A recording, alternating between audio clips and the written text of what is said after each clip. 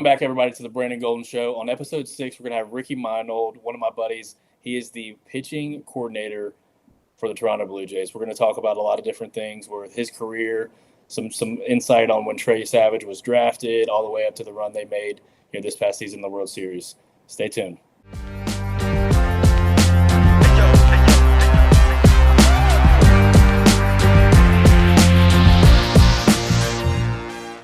Good. What is up, everybody? Welcome to the Brandon Golden Show. Super fired up to have my buddy on here, Ricky Meinhold. Welcome, my man. Thank you for having me, man. Appreciate it. Of course. It was great seeing you over at Wake at the development seminar. It's something that we've been able to catch up at for the past few years now. But for people that don't know, Ricky, pitching coordinator with the Toronto Blue Jays, has done a lot of things in the baseball world at the collegiate level, with USA in the big leagues, now as a coordinator. So, Ricky, just tell us a little bit about you being a player and kind of coming up in the minor leagues and what that looked like for you and how that went. Yeah, appreciate it. Yeah, minor league career was very short. I mean, I played Division II baseball in college, and I played basketball as well in college. And my options were very slim. I realized really quickly once I got into pro ball that I had a mountain to climb, and I was willing to do it. Obviously, I put everything I had into it, but I told my parents when I was, if I was 25, 26 years old and I wasn't moving up an organization, I was gonna pivot stage right. And yeah, it was quick, couple 3 years, and I mean I learned a lot from just like how really good players perform, how they prepare. I thought I did that at a high level, and then I got into pro ball, and I was like, maybe not, right? So I learned a lot through that lens, and then I learned from different coaches, different minds, how they taught certain things, how they thought about certain things, and it just kind of made me curious and got me excited. Honestly, I didn't think when I said I was going to leave an organization, if I wasn't moving up at 25, 26, I thought I was going to go to medical school. I really was going to go back to school, get some prerequisites that I missed out before I graduated, and kind of go into the orthopedic scenario. And I got a random phone call that kind of changed the course of my career. And 15 years later now, here we are still doing some baseball thing. But yeah, my career kind of set the foundation to some curiosity and some understanding that there's more to this, and just kind of put one foot in front of the other and try to learn as much as I could. Yeah, I think that one of the main things I just took away from that is like the curiosity side of things, right? Like there's so many people that talk about their systems and their beliefs and the way they go about things and what type of pitcher or what type of hitter this person is. But obviously, we all know that ebbs and flows from their high school career to their collegiate career to their minor league to their big league career. What were some of the biggest things that changed and that opened your eyes going from a player, at the college level, both basketball and baseball, to the minor league level? Like you kind of mentioned it, but let's dive into that a little bit. Yeah, I mean, first and foremost, the game's hard. Um, uh, like teaching it is even harder because you go from like being a player and being a relatively successful player, whatever level you're at, right? And you think certain things are easy to do. When in reality, what we do on the baseball field and what we do from a pitching standpoint is very, very difficult. And then you add in the hitting side of things, which is even more difficult than pitching. Like it's very difficult. So I think I had some empathy for that. I learned that the hard way though. Like we'll probably talk about it a little bit, but like I started my career at a Division II school in South Carolina at Coker College, like middle of nowhere, South Carolina. I'm not from the Carolinas. When I got there, I was like, what is this? Like, but it was the best experience to start my career. I made $5,000. That's it. I had to mow grass on the weekends to pay my rent. Like it was that kind of grind. And I am very fortunate that the kids that I was fortunate enough to lead held me accountable because like I came in guns a blazing and I was completely wrong with like basically in a nutshell to sum it up, it's like I know how to do this, let me show you. Right. In reality, like you can't do that. Like and now that like I work with major league players, I never played in the big leagues. And so it's like they were doing it at a level so much better and higher than I did that like if I come at it from that lens, it's like one, I would have never got to where I'm at, obviously, but two, like it's just the learning lesson of it all is I just had to humble myself and understand that, like, one, the game is hard, and two, they want to be great, and my job is to hold them to a standard, but like at a certain level, hold them to a standard. And I think I came in like Army drill sergeant, kind of, you should be great. This is what you got to do, kind of deal. And I learned a hard lesson that first year. So I'm grateful for those kids that kind of molded me and held me accountable to, like, hey man, like if you want to do this, they didn't say this, but basically they said, hey man, if you want to do this, you need to check yourself. Yeah. I think I learned a hard lesson that was very valuable and wouldn't be where I'm at today without that experience. 1,000,000%, man. When I was at St. John's as a grad assistant, similar experience. Working with the baseball team, Thomas Hackemer taught me plyos. So you know what I mean. Like he was doing stuff, and Hack is I love Hack. super. I had him with the Mets. That's Hack's the man. So really like good right there. Hack was literally doing things like building the drive line tunnels and throwing sliders through it in our little auxiliary gym. And Oh yeah. obviously, I understood the concepts of plyometric balls and things like that. But like he broke it down of like, well, this is how you should do it. And he literally taught me how to do it on the weekends when nobody was around. So Right. being able to, I think, take a step back at times and really having the humility to say, like, it doesn't matter who we learn from as coaches. Like that's if we're not learning and we don't have the humility, like how can we expect our players to do that? So that's maybe that's one of the reasons why you and I connect so well and we just kind of jive. But like I think it makes a lot of sense when you're early on in your career, like you want to spout out everything you know, but being able to take a step back and listen is vital. That's really cool. It's crazy that, like, not, it hasn't come full circle, but kind of getting closer to that full circle for me. Like now I'm in a position of leadership and I get to work with young coaches, and I just see myself in some of these guys so many times. Mm-hmm. And I just, like, from the lens I look through now, it's like, yeah, they're gonna fail and that's okay, and we're gonna help them fail forward.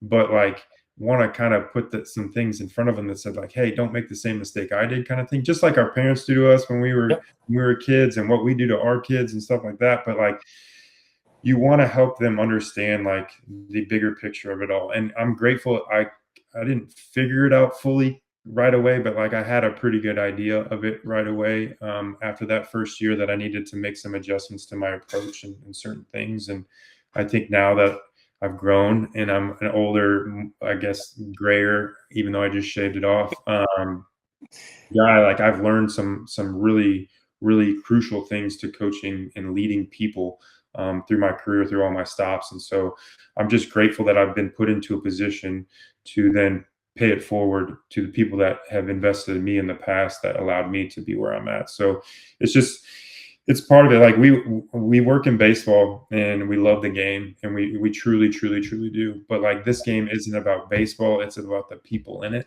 And I think the more that we understand that, and then add in, like, yeah, the vehicle of what we're doing is baseball. I get it.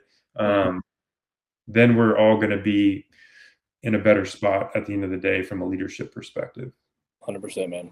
Let's talk a little bit about like the transition to the Cardinals, like the minor league coach, being a pro scout, being a major league professional scout. Like, what was that like, taking a step, I mean, forward to the professional level? How was that different? And then how did that prepare you to some of the things that you're just talking about just now? Yeah, I mean, so when I was at Coker for a little bit, I met so as you all know, like, we have scout days at colleges. So scouts come in and check out your program, see if you got anything for the draft. We were an up and coming scenario. Like, we went from being a way under 500 team to being in a College World Series in the years that I was there. So the year before we were under 500, then we went 500 in that first year, and the second year we went to the College World Series, and it was an unbelievable experience. So like, you're trying to promote your program. Well, you get these scouts to come in and you meet people. And because I played a little pro ball, I just gave them my business card. I didn't have any agenda with this. It was just more of like showcasing our players. I gave my business card, and I said, hey man, I kind of know where you're looking at. I'm not perfect at it, but like, I'll shoot you straight with our players. And I told our players this as well. I'm not going to tell a scout that you're this when you're that. You know what I mean? You're going to have to earn that for me to like put myself out there for you. Even though, like, obviously we want the players to be in that situation to potentially get drafted and sign and whatever. But so I gave my business card out on scout day, and there was probably let's say 25 scouts. There's a handful that I'm like really, really close with nowadays, which is crazy that like the Marlon McPhails of the world, the Jim Hendricks of the world, the Matt Bloods of the world, like these guys have gone on and done really great things. Marlon just retired after 30 plus years with the Mets, like unbelievable careers, unbelievable men, like really good people to get to know. And I met them in my first stop. And so when I put my business card out there, I got some connections, and like obviously we had a couple players that were worthy of getting some conversation for pro teams. And I just got a random email one day, and it was a questionnaire, and I thought it was a questionnaire for the players, obviously. And I looked at it, but it said on the subject, or like the first part of the paragraph in the body of the email said, "This would be perfect for you." Hmm. It was from a scout with the St. Louis Cardinals by the name of Matt Blood, and I didn't know Matt Blood from Adam. Like I just met him a month ago, and he Right. saw something in me, and so I just got a little bit of raise when I was at Coker. So I went from $5,000 to like $12,000. So like Yeah. it was a big raise. I felt, and this is crazy to sound, but I think this comes from my heart. I believe, like I felt bad about going in our AD's office and saying I just got this email to like job description to apply for a new job when you just gave me a raise like 2 weeks ago. Like I Right. felt bad about that. Granted, $12,000 is nothing, and I Yeah. probably shouldn't even thought about that. But they invested in me too. So like I was grateful for where I was at. Right. So we're in the office, and I'll never forget it because I wouldn't be where I'm at without her saying this because I was really like ripping apart the situation. She was like, "You're a baseball guy. You need to apply to this." And I was like, "Okay." So I applied, went through the process, and I got the job. And what I realized in the process is like she knew what I didn't see yet because I was too green to understand. But like, yeah, I'm a baseball guy, but I saw the game a certain way, and I was I wouldn't say progressive, but I was like different. Hmm. And um, the role that this job with the Cardinals was like a cool scenario where I could kind of learn from both sides. I know you had Schulte on your podcast the other day. Yeah. um, my first day, or not even before I went to Jupiter for spring training, Matt had me drive up to Charlotte, and I met with Schulte, and he kind of laid the land out of like what I need to do and what I'm gonna like the expectations of me in this job. And I'll never forget it. It was like 45 minutes. We went to his place in Pikeville and Yeah. in his indoor facility and talked, and I was like, holy cow, all right, cool. He gave me the way of land. I feel confident to go into it, and he was 100% right, and I'm grateful for that guy and his leadership to me over the years. But yeah, I went into that job green, not knowing anything, and came out of it like, holy cow, I just got a crash course in like what this game is all about, and I was Right. set up for success for my 7 years with the Cardinals for sure. Yeah. I mean, it's a pretty awesome experience, and you talk about it like you mentioned it earlier, but I want to make sure that like the listeners really grasp it because I fully believe it too. This game, this world, everything that we do, the reason we sacrifice so much and we pour so much into it is because of the people. It's the relationships. And the vehicle I've talked about all the time is performance for me. It's baseball, it's strength and conditioning, it's recovery, it's the rehab process, it's all of that. Mhm. And to just see the sincerity on your face when you're talking about, Mike, it's unbelievable. Like that's what it's all about. It's now it's your turn to go make impressions and be that guy for other people. So it's a really cool thing, man. It's awesome. Let's Yeah, I talk about with think USA. Like, how did real, you? Sorry, go ahead. real quick about that. I think the cool thing about what you're saying is like this game's about the people, right? And like I wear that little badge of honor that somebody put their neck out for me. Like Million percent. I got an email that said this would be perfect for you, and I applied. Like I know that like he put himself out there, and then the vast number of people that have done that over the last 15 years, like it's insurmountable. Like there's so many people. So like I understand that. So when I put my head on the pillow and then I wake up to do my job that day, like I'm those people are the people that I'm like making sure they made the right decision and put their names out for me. And I think that's a big deal. Like so many, yes, I've been to a lot of places, some of it strategic on my own, some of it not obviously. But like every step I've made, I've tried to make sure that I'm doing right by the people that invested in me Right. in my career. And I think at the end of the day, I'll sleep okay knowing that I did it the right way and with that frame of reference. That's an unbelievable way to look at it, Ricky. I think people are probably aware of that. People put their necks out there and they do things for them, but I don't know that it's probably top of mind daily for folks. That's something that I just wrote that down. I'm going to put that on my whiteboard. Like, just make sure that we're honoring the people that have done that stuff. Because think about it, like all the people that we know have done things for us. Like, how many people have said good things about us or put us in situations that we don't even know? Like just in passing, like, hey, you should go talk to Ricky about whatever. Like it's probably just as many. So that's a man. I'm glad you stopped me there. That's a unbelievable thing to be grateful for the people that are backing us. Yeah, man. Let's jump in. So the pitching development and evaluation with USA. Talk a little bit about that. What was that like? What did all that entail? So here goes the full circle thing again. So Matt Blood was the director of USA Baseball for 18U national team, and I was working with the Cardinals at the time, um, and he left the Cardinals to go do that job. So basically, he wanted me to be a part of like his evaluation process for getting the best 18-year-olds on the Team USA team.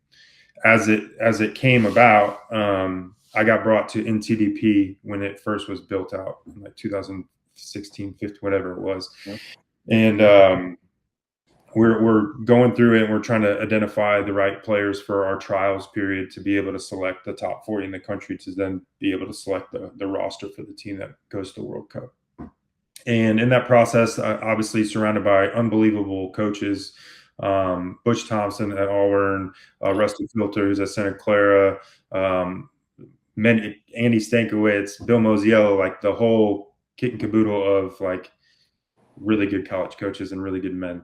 And I was brought out there to evaluate, but as we went through it, obviously started getting into the pitching development side of things because that's kind of where my bread is buttered. And it was a random situation. So the pitching coach was supposed to be Butch Thompson, but Butch was having knee replacement surgery or having like meniscus or MCL, something with his knee, Yeah. where he couldn't. He committed to going to be the pitching coach at Team USA with Snake and all them, but he couldn't because he couldn't really walk and like he was miserable. And so Blood asked him like, who would you recommend for being the pitching coach? And he's like, well, you already had the guy here, and it's Ricky. You should have Ricky be the pitching coach. And obviously I'm close with Blood, and he was just like, yeah, you want to do it? And I was like, I don't know if I can because I work for the Cardinals, and like this taking a little time out of my schedule is going to be very difficult, and yada yada yada. Well, he's like, well, let's ask Mo and Gersh and all them with St. Louis, and grateful to those guys. Like, yes, I had some assignments to do that I had to get back to the Cardinals for and all that stuff, which put extra work on my plate. But at the same time, like I was extremely grateful for them allowing me to do that because it was 6 weeks out of the year that I had to step away from that and do that. But they gave me some responsibilities that they needed so they could benefit from it. And we ended up drafting Nolan Gorman in the first round that year, and then we traded for Matt Liberatore, and both of those guys were on that Team USA team that I was fortunate enough to coach. And that team was unbelievable. So it didn't matter who the coaches were; the players were great.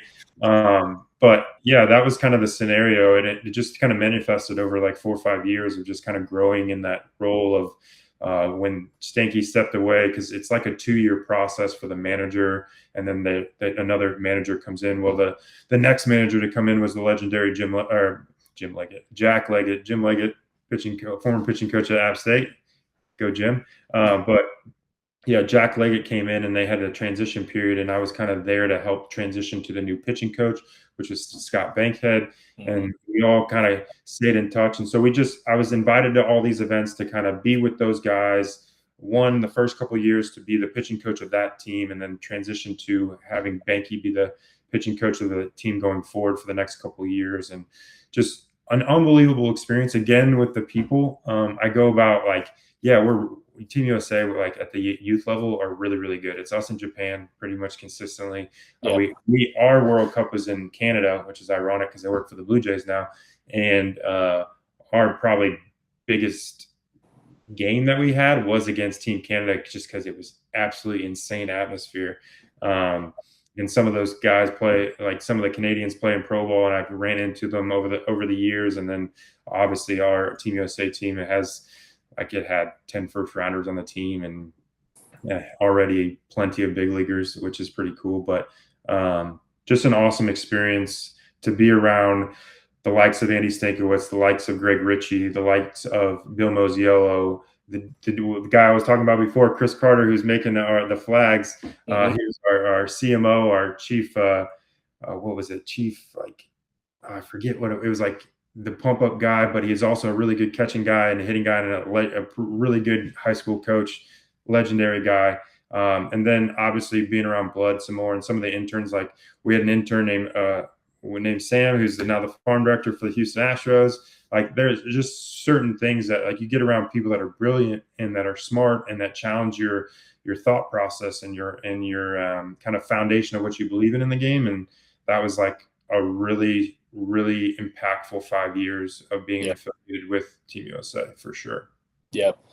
I got the opportunity to work with the collegiate national team twice, and I can echo that. Like just the people that you get to meet and be around, and the players, and just the feeling. Just watch it. People talk about like when you put USA on your chest. Well, I didn't put USA on my chest. I had the T-shirt on. Like the guys put the jersey on, and I got to watch them and be a part of that. But I mean, I'm looking at the jersey that all these guys signed for us. Like it's unbelievable. Like just being able to be there day in day out, knowing that you're working with some of the best talent and you have some of the best staff in our country working with these players to develop them. It was second to none for me as well. So it was. I got my jersey right here. It's on my wall. I have the blue one and the white one with the gold medal in between in a box. Like it's my Yep. honestly, it's my prized possession. Yep. Like I moved a couple times and I put that in my truck. I don't let that go on any 100%. moving truck. Like it's very important to me, and I'm honored. I was extremely grateful for the opportunity to put that jersey on and be a part of that group for sure. No doubt, it's special. So then we transitioned to New York. I got to spend some time, like I said, some time in Queens. What was your time like being the major league assistant and then coordinator with the Mets? Yeah, so I kind of so I had the dual role, which a lot of people listen to your podcast. Like, I don't advise to have the dual role for anybody. It's a It's lot. really difficult, and I didn't. I had an assistant, but one, and nowadays teams have five different coordinators. We're fortunate. We have a 3-man coordinator group with the Blue Jays right now, and um, we're very fortunate to have that. But it was just me with the Mets. But I got to be around some again great people. Like one I consider top couple in the game in pitching coaches, and Jeremy Hefner. He's now with the Atlanta Braves, but he was with the Mets up until this last year or until this coming year, where will be with the Braves. But it was awesome, man. Like the big leagues is the big leagues. It's the show. It's the top of the top of what we do for a living, and being with those players and creating those relationships with those players that I still connect with consistently at this point now, 5 years later. It's rewarding. We were going after a main goal of winning a World Series and bringing a World Series to Queens, and it's something that like every single day, whether I was dealing with the minor league side or I was dealing with the major league side, I was 100% on board with that mission. And I think for the most part, our group was intact, fully on the same mission. Our manager, Louis Rojas, third base coach for the Yankees currently, like an unbelievable Christian man, an unbelievable leader, really, really good person, and somebody that I learned a lot from. And he learned a lot. It was his first major league job. He was the manager of a big market team. It was pretty cool for him to see him go through it. Stressful, yes, but Yeah. it was good to see him grow through the couple of years that I was fortunate enough to be around him. And then just obviously like the impact you have on the entire organization. I was there in the transition from the Wilpons to Steve Cohen, and just seeing the vision that Steve had for the organization and the resources that he was going to give, like the strategic plan that we built out. I think they've pretty much enacted in the last handful of years that I've been away, and the pitching group specifically has taken it to the next level. They do a really good job over there with Eric Jagers and his crew. They do a fantastic job, and really excited to see some of those players grow into the players that they become, and then showing up in Queens and obviously helping them win games. But again, like it was really difficult for me. Like I talked about leaving Coker to go to the Cardinals. Like I remember calling the the group with the Cardinals that I was in, like I was with on a day-to-day basis, and like getting really emotional. Like, you guys gave me my first chance, but like they knew I had to take it, one from like an experience standpoint and the position standpoint, and then to the financial standpoint that I have a young family. They knew that like it was significantly different. Like I honestly thought I would work for the Cardinals for 30 years. I'm from Missouri. Right. Like this I bled that like as a kid, and then obviously I had a lot of honor working for the organization. So now transitioning to the Mets, like it was really difficult for me. And then the situation, it was just a lot. We had 4 GMs in 2 years. We didn't have a farm director because we had to make some makeshift stuff to the major league staff, myself included in that process. I basically worked hand in hand with one other guy who's now, I think he's with the Nationals now. I just saw Jeremy Barnes, who was in the big leagues with him as a hitting coach, but he was like the acting farm director, but he was doing other things. Like it was Right. just a lot of chaos.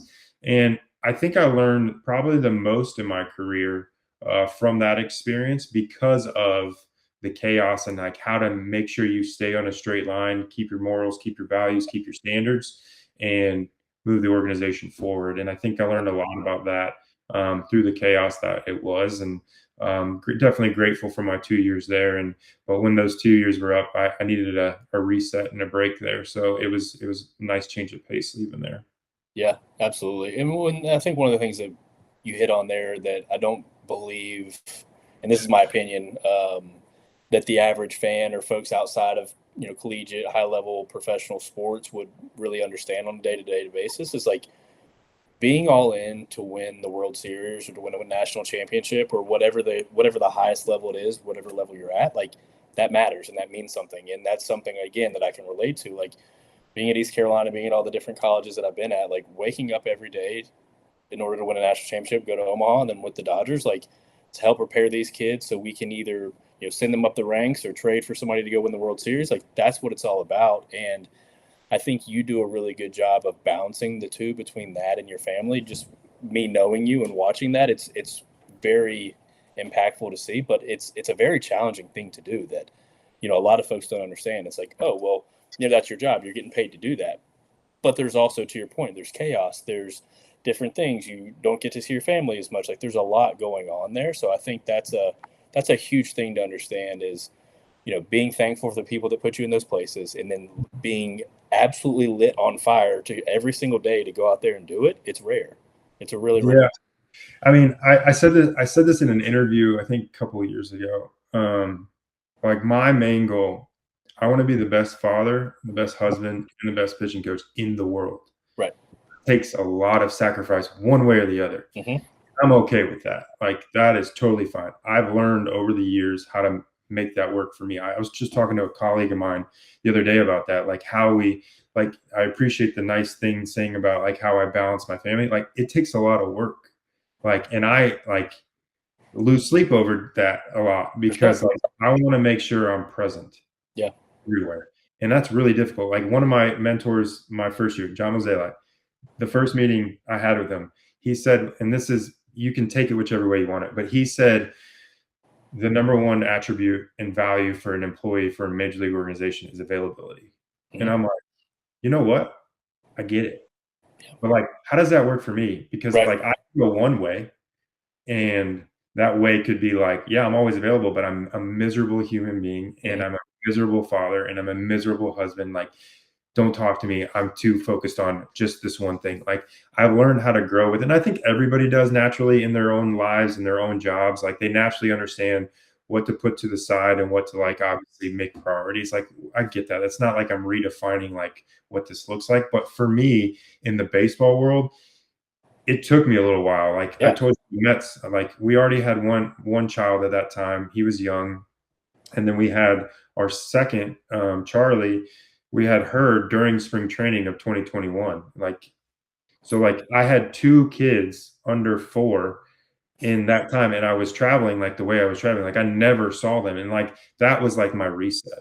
It's something I needed for not just like my family, but for myself, to make sure I was best for my job, but also best for my family. I needed to reset and really understand it. So 5 years ago, or now it's been, that's when I really like prioritized what I thought was the way to balance it, the way to do it at an extremely high level. Do I think I do my job at a high level? 100%. I put in a lot of effort to that.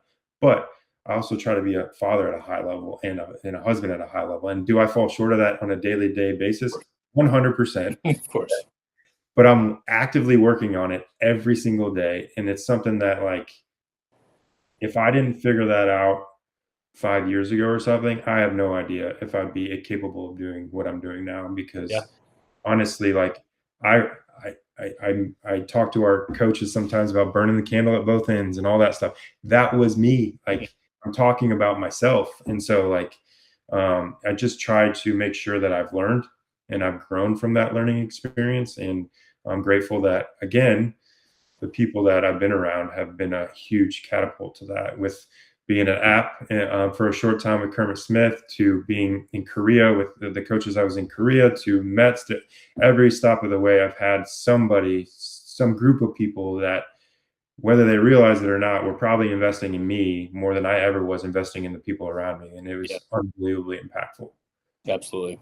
Talked a little bit about like Korea, and obviously you spent some time at Missouri and then Appalachian State. Let's kind of jump into like some of the development side of things. I think that's where you and I clicked a little bit too when Yeah. I was doing the consulting stuff with Kermit and the guys up in Boone. What's been your thought process, and how have you gone about understanding movement, strength and conditioning, performance, and how it goes into developing a pitcher at the highest level? Yeah, really good question. So, the whole medical school thing that I talked about before, like, I always had interest in the body and understanding anatomy and understanding how to, like, make the body work at a high level. I went to college for it. That's what my undergrad's in. And then as I transitioned to coaching, obviously I figured out this is where I was supposed to be and understood, like, okay, I need to start going down avenues that, like, I feel like are impactful to move, like, to performance on the field. And that's like human movement, understanding how the body works, how the body breaks down, how the body gets built back up. And so I was going to start a pilot program as getting my PhD in biomechanics of pitching. I ended up not doing that because I got the job with the Cardinals, but I got practical experience and information that I wouldn't have gotten unless I went and got that PhD. But that would have been not as practical, obviously, in the setting that I was in. And so as I grew with the Cardinals, then I grew with the Mets. Like, I started going down roles of, like, or roads of, like, educating myself on certain things that I probably would have needed to go to get a PhD for. Yeah. And I kind of utilized it in the sphere of how you can maximize pitching development, and just kind of put it all together, and, like, failed forward, failed backwards, like, tried to figure it all out. And then getting around people like yourself, like, I was fortunate enough to be around some strength and conditioning coordinators and coaches that really challenged my thought. Yeah. And that thought allowed me to grow in how I prescribe programming, from drills to throwing programs to all that. Like, you just kind of flip the script. Like, we go back to the Coker days. I probably do 2% of what I did at Coker from, like, like, from pitching, but, like, that 2% is unbelievably the foundation of pitching development. Yeah. And then kind of built on that with the resources that we have now. And so I kind of got billed as, like, as my time with the Cardinals kind of progressed, because I know the Cardinals are getting banged right now on, like, being a old school organization, but, like, in the mid 2010s, like, we were the progressive organization, and, like, Right.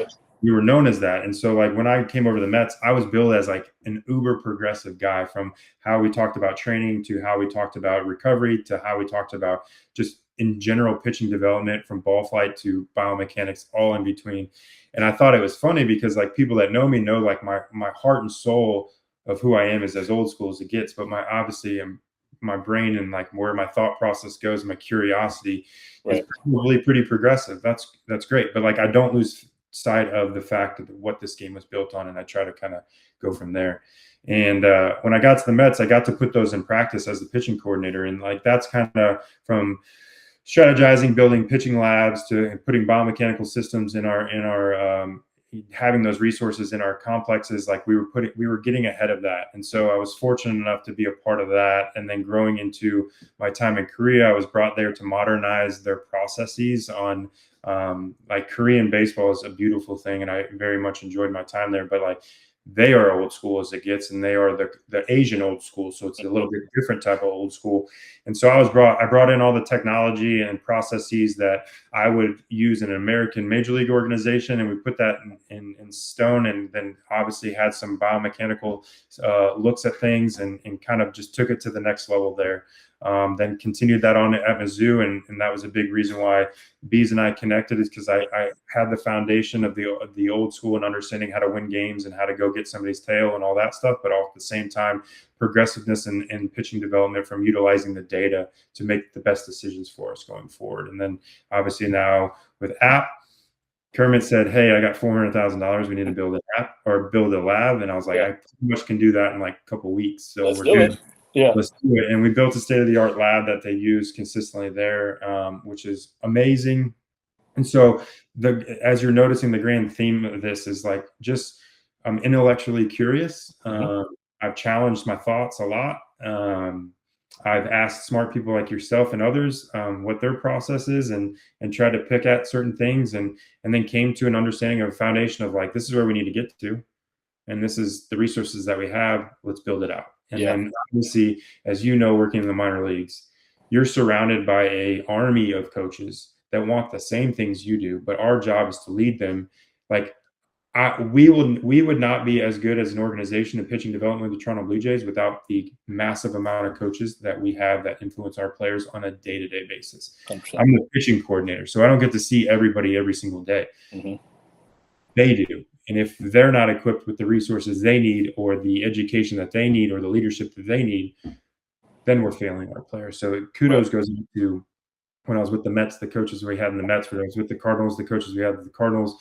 And then as a technical pitching coordinator at a university, at like University of Missouri, like I had assistants. I had an unbelievable assistant, Brecken Williams, who was just getting off the field as a minor league player, saves leader at Mizzou, wanted to start coaching. And like, the success we did have at Mizzou, which hasn't happened in the last handful of years, wouldn't have been had without Brecken and his acknowledgement of the process of pitching development. So overall, like, I think goes back to just like challenging thought and understanding what the basis level is of human movement, of understanding what performance looks like on the field, and then backtracking and using every resource you can with your education that you have to maximize individual player development. And I think at the end of the day, I just try to do that at a high level. Right. And like, you've been around, we've been around me, and I've been around you. Like, we think very similarly, and we have the same process in a lot of ways about communication and the people that we're surrounded by. Like, that's it. Like, we're just trying to button it up, put it together. Absolutely.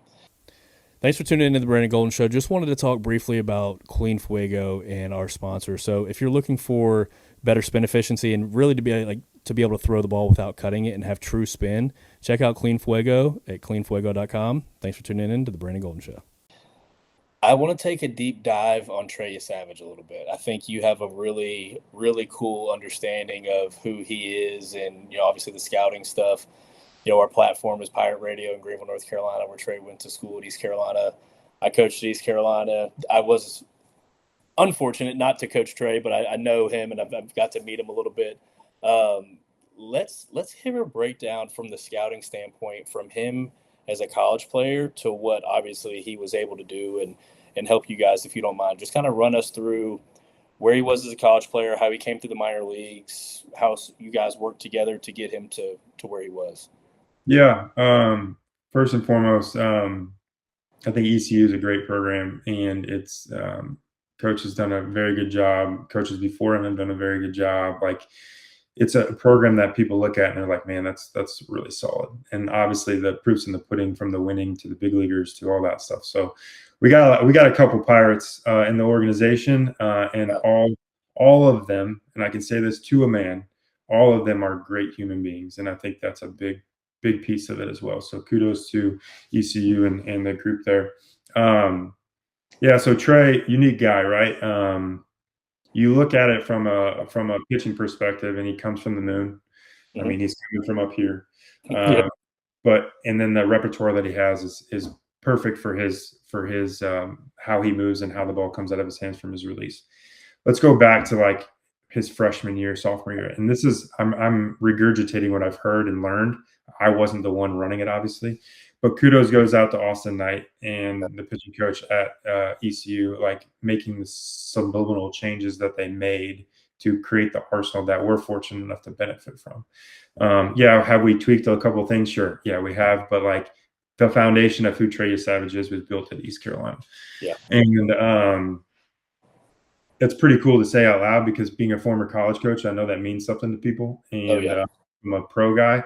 Yeah, we can't do it without the college game. So we're very understanding of that. But yeah, he made some really cool strides in his early part of his career. And that's like from a pitch shape scenario, from a little bit different load and go in his delivery to understanding how he got to release a little bit better, like really cool, like delivery and mechanics and ball flight stuff. But I think what he learned the most at ECU is like the mentality. Yes, he comes from a great family and he has a really good demeanor to him, and he was raised right. I'll say that he was raised right. But how he turned that competition in at ECU and the atmosphere that is surrounded at your home games, not just your home games, but in the atmosphere that the fan base follows to all these games throughout the country and throughout the tournament time and the regionals and all that stuff. It's just amazing that atmosphere those kids get to play at. He took it to another level and how he fit himself into that and fed off that. And I think that allowed him to be the guy who we're seeing on TV interviewing. Not the guy who's just pitching on the mound, but the guy who we're seeing on TV interviewing. Like that is a special thing. And I've been fortunate to do this for a while. I've been coordinator multiple times. I've been around a lot of people. There's not many people in their first full season that have the demeanor and the consistency of a heartbeat that stays like this, like Trey showed consistently throughout the year. When we goes into the draft room, fortunate being a part of that in Toronto, the name came up, and obviously we were stoked, like unbelievably stoked. And Shane Farrell was our scouting director at the time. He's now the farm director with the Detroit Tigers. Kudos to him for making the selection. But he went back and forth. We thought he was going to get drafted in the top 10 picks. Like, unbelievable. Like everybody saw what we saw, like uniqueness, like power, like demeanor, like competitiveness. Collapsed lung, came back from collapsed lung and just shoved, like all these storylines. And we're like, what's going on here? Well, there was some people nervous about certain things that maybe we weren't as nervous about. We were probably nervous to a point, but like we understood where he was at. And so like, I'll never forget it when they looked over with Frank Herman's our like pitching acquisitions guy that kind of is paired with our player development group. So we kind of have the obviously same verbiage, same thought process kind of deal of what we're trying to acquire. I remember like Frank saying what he had to say, and I'm right behind him being like, we need this guy. Like this guy's unique. He's got power. I mean, he's gonna be a guy that we can count on. Worst case scenario, he's X. Best case scenario, he's Y. Like, let's go for this, right? And he fell to our pick at 20, and we're like, here we go. And I remember everybody, like I stood up, I know that. And I was like, let's go. Like, come on. And like, I was super excited. And then it took a little while for him to get signed because those first rounders take a while for some odd reason. He came into camp and we had a plan for him. Like we had a significant plan that like we understood what he went through at ECU that year, the collapse lung, all that, the innings all the way through, what he hadn't done since the last game he pitched and all that. So we took everything into consideration and kind of mapped out a plan for the fall, and it was unbelievably straightforward with Trey. He knew exactly what was going on. We were very communicative. And then fast forward to spring training, I was his point person and understanding like, this is what to expect. And I need you to communicate with me on this end, and I'm going to communicate you overly on this end. And it might look a little different than your teammates, and that's okay. We treat everybody individually anyways. But like, if you have any questions, just let us know. And he was like, yes, sir, you got it. Like, whatever you need, just communicate with me. I'll communicate with you. Let's go.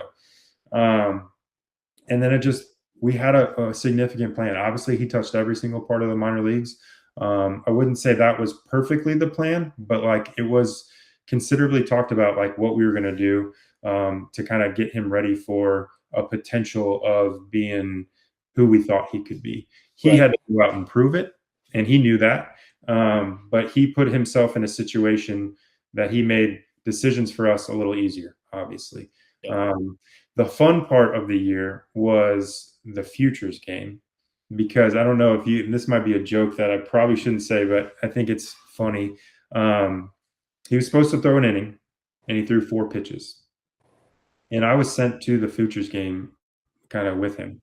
And he punches out JJ Weatherholt, really good player, by the way. Hmm. Um, Punches out JJ Weatherholt on the split, obviously. And the pitching coach comes out and takes him out of the game. And I'm like, man, that's not the script. Like, that's not what we're going on. So like, they made a mistake. It's okay. Like, we learned from that, whatever.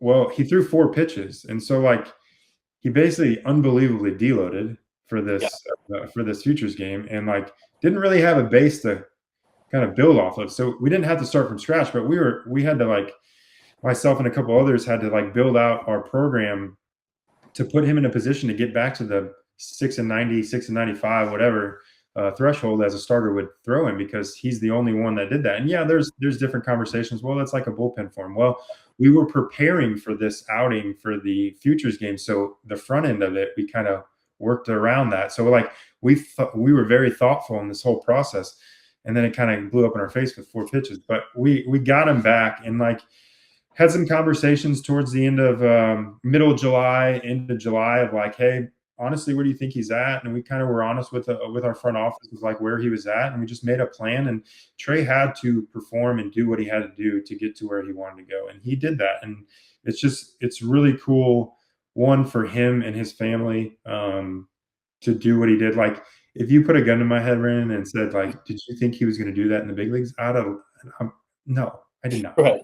Right, like, I don't have a crystal ball. Did I think he would be competitive? Of course, I Yes. did. But, like, did I think he'd punch out 11 against the Yankees? Did I think he'd, like, do what he did in the World Series? Like, no, I didn't. But, like, I knew he gave us a chance and he made our team better. I'll say Right. that. Knew Yeah. that.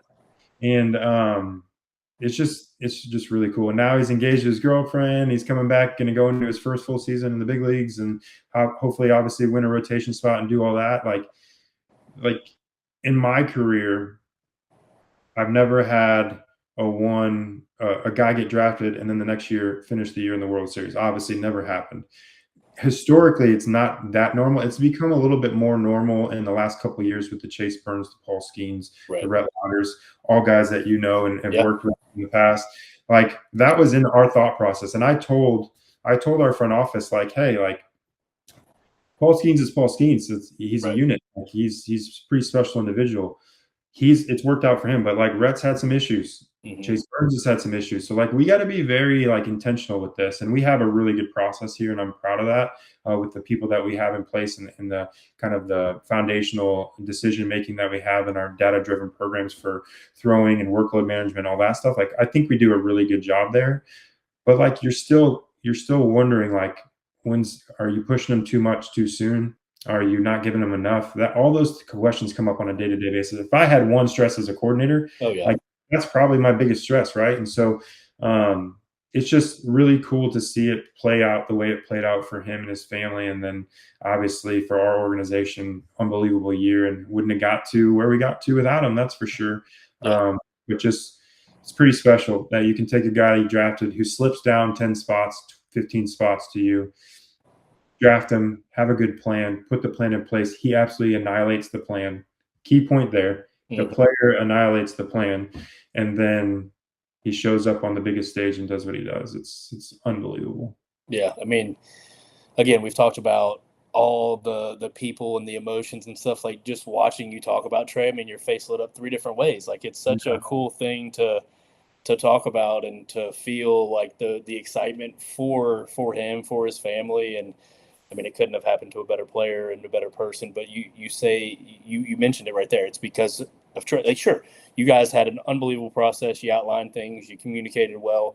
But at the end of the day, it's his career, and he went out there and did the work, and he put himself in that position. So, yeah, it's a really cool thing. I'm sure our listeners with Pirate Radio and all the folks in Greenville are going to be super fired up to hear about this from you, Ricky. But man, I really appreciate you coming on. That's been a huge deep dive into who you are in your career. One last thing before you go, what would you say is like maybe 1 to 2 things for for players that want to, following Trey's footsteps are going to be very difficult, Mhm. but that want to play high level college baseball, have a chance to be drafted, and ultimately play in the big leagues. Like, what would you say a couple things are that they need to focus in on in today's era of baseball? Yeah, great question. And I get this question a lot, obviously. And I'll say this, like they need to have the dreams to be Trey Savage because that's going to drive you to do the things that you need to do to be who you want to be. Because it takes a village to help you, one, but it Yeah. takes sacrifices from you and from people around you to make these decisions to put yourself in the best spot for your career. But I think the biggest thing for youth or young players that want to play in college or college players that want to play in pro ball is just like one, understanding the physicality side of things. Like it's cliche, but like college coaches will tell you the difference between a high school senior and a freshman in college is physicality. Mm-hmm. Same from the freshman in college to the junior in college, same from the junior in college to the 2 year pro, 4 year pro, 10 year pro. And it's not saying size, it's not saying like, oh, you got to be humongous. It's more Right. of like overall strength and strength for the movements that you need to do. Like all of that together. Like, yes, we're getting a little bit too specific in some weight room specific stuff for the Mm-hmm. sport instead of getting to the foundation of the strength stuff. Yes, that can be debated a lot. But for the most part, you need to be strong and stable in places that your sport demands. And Exactly. if you can handle that at a high level and you're 175 pounds, I don't care if you weigh 176 pounds. Cool. Like Right. that doesn't matter necessarily. It's just the overall process of how your body is strong and stable and how it recovers with the task at hand. And I think that is something that they need to take more seriously in high school to then put themselves, like I know you run your facility and I know this is a shameless plug from me, not from Brandon on this, but like his type of facilities that put you in a position to be successful. Like there's certain facilities that you need to run from 100%, and there's certain facilities you need to run towards. I would say like get to a facility that you need to run towards to put you in a position to had the opportunity to go on a path of Trey Savage, right? Like that's the thing. You just want the opportunity and you have to put the work to get that opportunity. And I think that's probably the biggest difference. And this is the old man in me, but like you can't you can't get too far ahead of yourself. So if you're not that guy who's ready to do it from a physical standpoint, don't go chase a certain shape. Don't go chase a certain velo. Don't go chase a certain movement in your delivery because you're going to break. Yep. And that's what's happening with the youth sports, in my opinion, is we're chasing things we shouldn't chase at an age that we're not ready for it. And Mm-hmm. if we get ready for it, then chase it. Like if your body's equipped for it, chase it. Like I get it. Like we monitor velo? Heck yeah. Like guess what? It's very important to us. Yeah.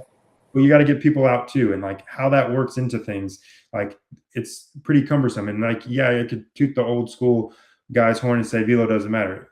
Yeah, it matters quite substantially. It matters, but like how you execute pitches and how you sequence and what your shapes do and how you can be game planned against or not also matters. And I think that's, yes, the velo is probably a big foundation of that, but like how you come to that velo is very important. And what I just said about the strength and stability pieces is unbelievably paramount because you will end up at a doctor's office if you don't have the consistency in your plan, consistency in your work, consistency in your want to be the best. You're going to end up where you shouldn't end up. And yeah, it frustrates me that every guy we look at in the draft shows up with a hickey on their injury report Yep. from when they're 15, 17, 19, 20. They've already had major surgeries and like that, like as cool as people think that is, it's not. No. Like that's not cool. Like I wasn't a very good player. I'll say that. My minor league career was short, but I've never had any sort of injury history at all.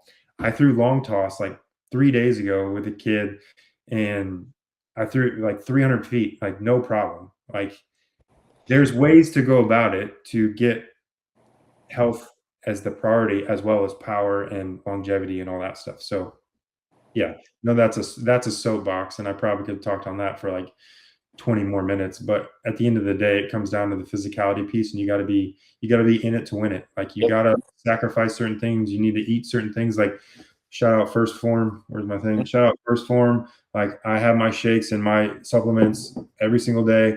I mean, my body's changed as an older man. Like I've changed over the years. Like I've had kids, I've made excuses, yada yada yada. But at the end of the day, you got to be about it. And Yep. if you're about it at a young age, you set a foundation from a routine standpoint. You'll be about it when you're my age and getting gray beards and all that stuff. So No doubt. No doubt. Ricky, thank you so much, my man, for coming on the show. It means a lot. I look forward to talking to you soon. Thank you so much for doing this. you got it. No problem, man.